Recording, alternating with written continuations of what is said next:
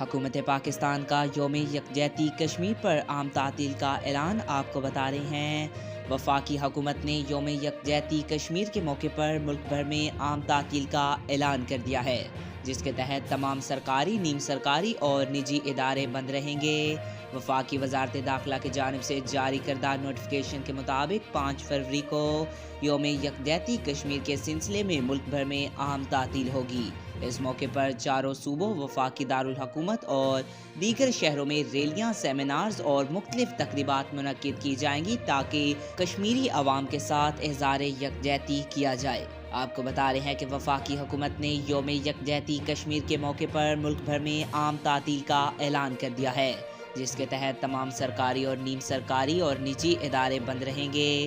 یاد رہے کہ پاکستان میں یوم یکجہتی کشمیر 1990 سے ہر سال منایا جا رہا ہے، جس کا مقصد کشمیری عوام کے حق کے خود اداریت کو اجاگر کرنا اور ان کی جدوجہد کی حمایت کرنا ہے۔